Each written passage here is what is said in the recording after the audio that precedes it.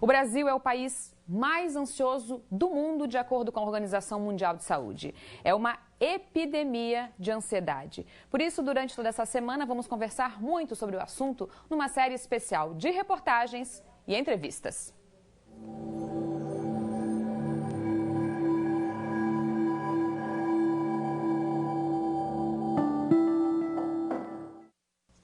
A ansiedade é preciso parar. A nossa intenção é sim parar esse transtorno, mas também fazer com que a gente pare, desacelere, pense um pouco se vale a pena viver nessa loucura que atinge boa parte dos brasileiros de todas as idades, como os nossos personagens.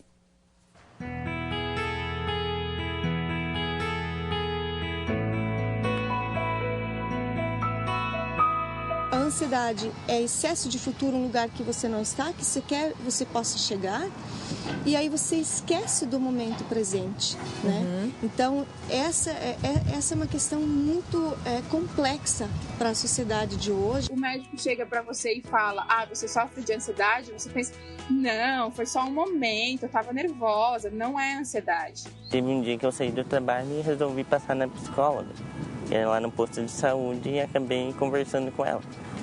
E daí ali ela descobriu, ela falou, nunca desconfiou que você tivesse por crise de ansiedade, alguma coisa. A professora me falou que eu estava muito ansiosa porque eu me atropelava muito para falar. Eu falava muito, eu era muito grossa com os meus colegas, eu ficava irritada muito fácil com eles e que eu ficava muito nervosa para a prova. A Georgia, o Rafael, a Gabriela e a Cleide passam por níveis diferentes de ansiedade. Assim como também são muito distintos os sintomas em cada um. Aliás, o transtorno de ansiedade tem vários sinais físicos e psicológicos.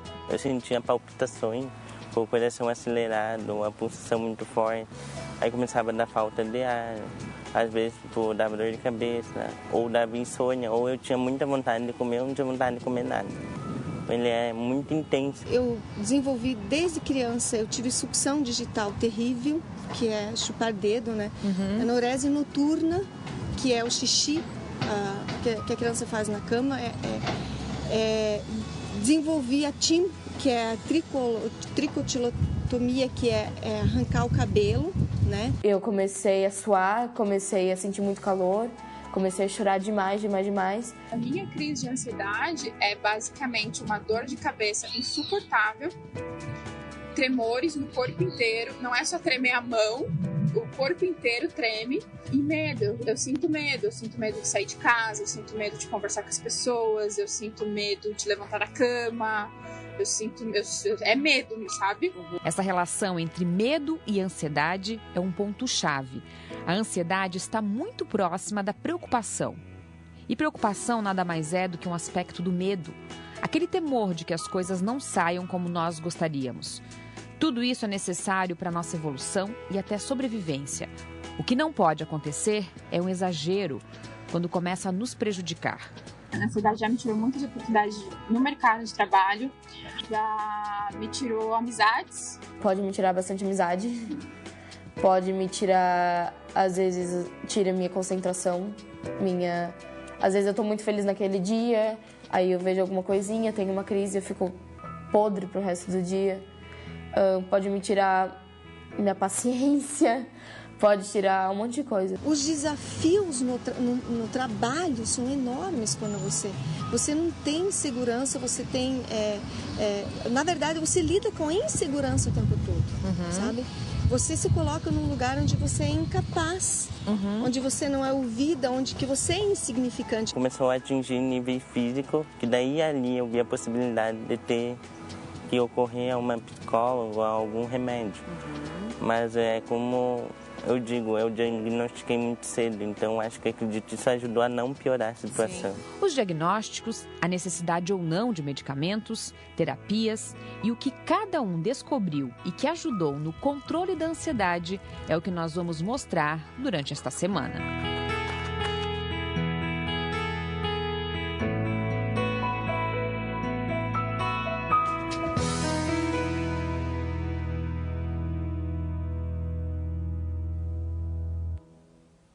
E além do caso específico de cada um que apareceu na reportagem, durante toda a semana teremos aqui também profissionais para tirar as nossas dúvidas ao vivo. Hoje a nossa convidada é a médica psiquiatra, a doutora Daniela Esperotto, que já está aqui comigo, já assistiu a matéria da doutora Daniela, para a gente fazer esse esquenta já. Mas eu queria te perguntar a tua concepção, né? O teu conceito de ansiedade, né? Antes do transtorno da ansiedade, o que é ansiedade? Boa tarde, muito obrigada por ter vindo. Boa tarde, obrigada pelo convite e parabéns por abordar um tema tão relevante, assim, porque a boa parte da nossa clínica tem a ver com transtornos de ansiedade e depressão, que são os mais prevalentes, né?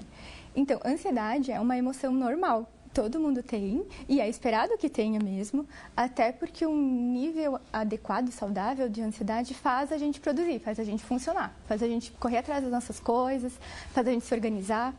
A questão é quando ela começa a passar do ponto, quando começa a ficar muito intensa, que acaba nos trazendo prejuízo. Acho que é a palavra principal relacionada aos transtornos, é o prejuízo. Então, a doença, né, se a gente pode dizer assim, caracterizada, é o transtorno da ansiedade, é isso? Fala um pouquinho sobre o transtorno da ansiedade, então, quando ele está além da ansiedade, doutora. É uma família, são vários tipos de transtornos de ansiedade. O core, vamos dizer assim, o coração da doença, vamos dizer assim, é a ansiedade e medo.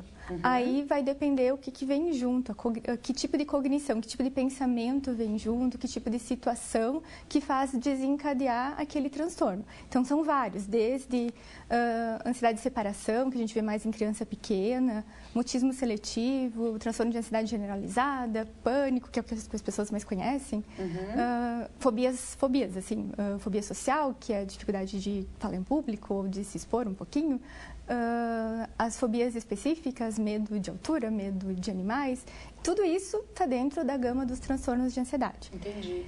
E vira um transtorno, como eu estava falando antes, quando a coisa começa a passar do ponto, assim, quando começa a ficar muito mais intenso do que uma emoção normal. A gente diz que boa parte dos transtornos psiquiátricos tem a ver com é um degradê de sentimentos, de emoções que a gente tem normalmente, mas que começaram a ficar muito mais intensos, muito mais frequentes e trazendo prejuízo para a vida da pessoa.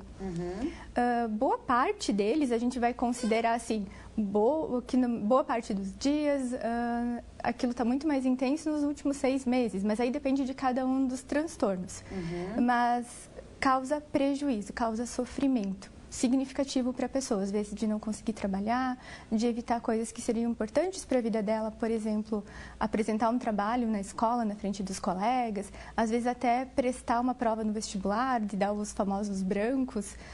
Claro, isso são coisas pingadas ali, mas tendem a ver com os transtornos de ansiedade. É difícil fazer o diagnóstico, doutora? A gente vai mostrar amanhã o caso da Gabriela, e ela falou que foi tratada por algum tempo como síndrome do pânico, né? E que fazia muito mal para ela. Os remédios não faziam bem, ela estava cada vez mais separada dos amigos, dos colegas, inclusive com situações com o próprio namorado na época, né? E que quando ela trocou de médico, trocou de medicamento e descobriu que realmente ela tinha uma ansiedade, que ela ficou bem, né? Tem essas confusões de diagnóstico? O paciente tem que estar alerta também para ajudar o médico? Sim. Infelizmente tem. Costuma não ser tão difícil de tratar, de diagnosticar a ansiedade. Porque é uma das questões que mais a gente vê no consultório. As pessoas costumam conseguir contar bem os sintomas. Eu acho que é importante as pessoas saberem que a gente não tem como adivinhar se as pessoas não nos contarem tudo. Não tem como. Então, poder realmente falar tudo, sem medo que a gente vai estar julgando. Não tem a questão do julgamento. Tem a questão do sigilo, não vai sair dali. Né? Então, isso ajuda bastante. A questão do remédio, não é sempre que tu vai precisar usar a medicação. E essa que é a ideia, a gente poder identificar o mais cedo possível, assim, o mais precoce possível, para que a gente consiga ir mudando algumas questões no nosso dia a dia, às vezes com a terapia, com o exercício físico aeróbico, que acho que a gente sabe depois a gente vai falar melhor, para não chegar num nível tão intenso. Mas quando algumas outras questões já foram alteradas e mesmo assim a pessoa tem muita ansiedade, causa muito prejuízo, às vezes tem indicação de usar uma medicação, sim. Mas aí tem a ver com adaptação, com a história de cada um, quais são os sintomas principais. A gente vai tentar pensar no tipo de medicação que vai ajudar mais naquele contexto. E aí é uma tentativa. Por isso que a gente tem, quanto mais a gente souber da história, mais a gente vai juntando os pedacinhos para conseguir encontrar, assim, pensar no fármaco que tem de mais a ver com aquela pessoa. E aí faz uma tentativa. Infelizmente, tende a ser mais na tentativa mesmo. Tem que ir tentando o que vai fazer bem para aquele caso ali. Tem muita participação com a gente, já vou começar a responder. Deixa eu só fazer mais uma perguntinha para a doutora, para a gente ficar mais na questão mais geral. Quais são os principais sintomas, doutora? Tem muitas pessoas que tendem a ter sintomas físicos associados. Taquicardia, coração disparando, tremor, sudorese, ansiedade generalizada, que é, tipo assim, várias questões me causam ansiedade maior. Tem pessoas que às vezes têm questões, vai com maior frequência no banheiro, desde urinário até questão de, às vezes, uma coisa mais parecida com diarreia, mas não é bem uma diarreia normal, vamos dizer assim. Pela questão do nervosismo. Pela questão do nervosismo. Tem a ver com toda uma liberação adrenérgica que vai acionar vários receptores no nosso organismo, inclusive intestinais. Náusea, dor de estômago, esses são alguns dos físicos mais comuns, às vezes dor de cabeça, muita tensão muscular, você morre de dor nas costas, dor de cabeça. Uma das questões maiores também é a alteração do sono. A pessoa não consegue dormir, parece que aquela coisa, estou exausto, estou super cansado, fiz um monte de coisa, coloca a cabeça no travesseiro, parece que é ali que começa a disparar um monte de coisa. Tem que pensar um monte de coisa, como é que vai ser amanhã, como é que não vai ser, plano A, plano B, plano C, para todas as situações do universo ali, e aí vai começando a ficar mais difícil, porque não vai conseguindo repousar, a gente começa a se perder um pouquinho nos pensamentos, e é bem importante a gente falar que não é uma coisa que a pessoa consegue controlar, não tem controle. Ela tenta às vezes, não, vou tentar deixar isso para lá, mas daqui a pouco está embarcando naqueles pensamentos e não consegue parar de pensar naquilo. Precisa de ajuda mesmo. Precisa de ajuda, exatamente. Aí aquele preconceito de não querer tomar remédio vai virando uma bola de neve e depois vai precisar tomar remédio mais forte ainda, né, doutora? Exato. E às vezes o tempo depende do que a gente está tratando, mas o quanto antes tu puder tratar, daqui a pouco uma dose muito menor da medicação já vai ficar super bem, já vai ficar estável. E se a gente sempre vai tirar o remédio depois, acho que é importante falar isso que nenhuma das medicações vai causar dependência. Tem algumas que tu usa para o transtorno de pânico, que são as que podem, mas a gente não vai usar a quantidade e o tempo necessário para causar dependência. Mas esses, na verdade, são medicações acessórias que tu vai usar para ajudar a diminuir sintoma até o tratamento de verdade começar a fazer efeito, porque ele vai demorar uns dias. E depois a gente não vai mais usar este tipo de medicação, a gente vai usar a medicação que trata. E esta não causa dependência. E vai ser um período e depois a gente vai retirar o remédio, não vai ficar com a medicação para sempre, como algumas pessoas me perguntam. Por isso a importância de fazer acompanhamento, né? Até li a entrevista de um psiquiatra ainda há pouco, que ele dizia assim, as coisas que eu mais escuto no consultório são: ai, doutor, eu não quero tomar remédio. Depois chega lá: ai, doutor, eu preciso do remédio. Não quero tirar mais. Não quero tirar mais. Né? E tem os mitos dentro disso também, né? Tá, tem muitas perguntas, vou começar aqui, vamos ver. Deixa eu ver aqui, tem gente já participando com a gente, pessoal elogiando o nosso tema. A Simone está participando com a gente, Simone está dizendo, a tia Simone até, como eu chamo ela, dizendo aqui que está passando para desejar uma semana abençoada e que ela desconta a ansiedade na alimentação, que é difícil controlar. Tem também, né? A gente viu o caso ali de um dos nossos personagens dessa semana, o Rafael fala disso. Também é um sintoma grave, né? Um sintoma que chama bastante atenção. Sim, e é bem frequente também, tanto comer demais, tipo, descontar na comida, quanto parar de comer. Isso daí é bem de cada organismo, cada pessoa lida de uma forma diferente.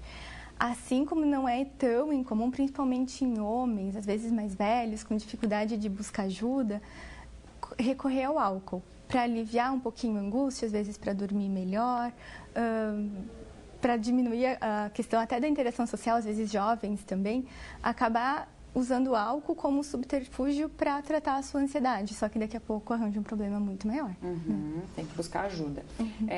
Tem uma pessoa participando com a gente, não se identificou, mas vamos lá, já agradeço a participação. Boa tarde, me acordo com sensação de coração acelerado, parece um nó na garganta. Aí levanto, caminho um pouco, tomo água, devagar, vai passando. Será ansiedade isso? E aí, doutora?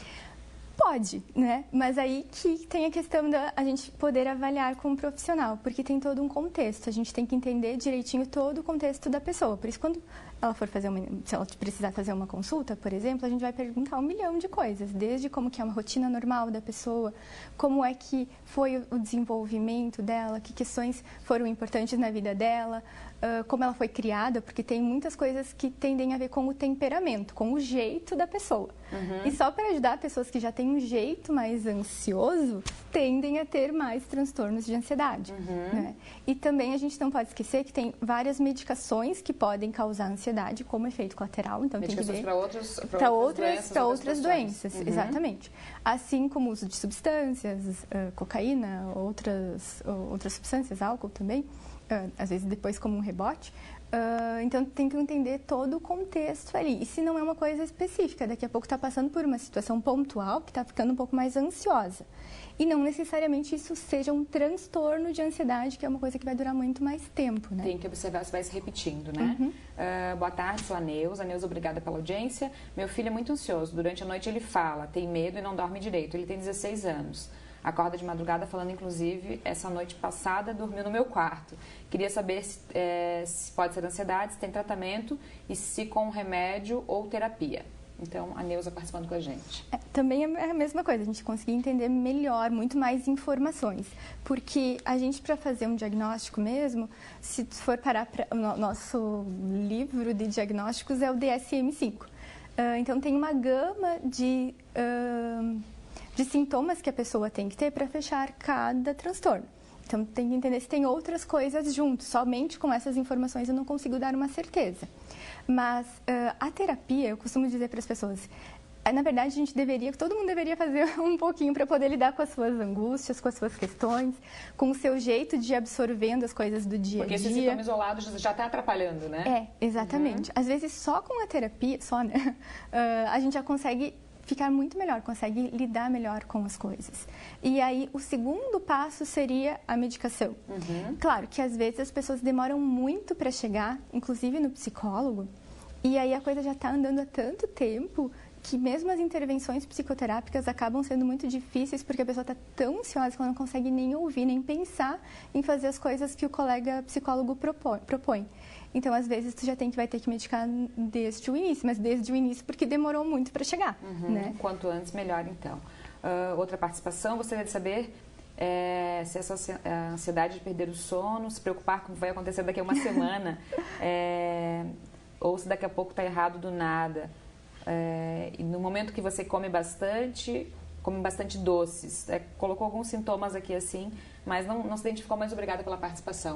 São alguns sinais, né, doutora? São alguns sinais. Normalmente quem tem ansiedade generalizada é um sofrimento gigantesco por antecedência.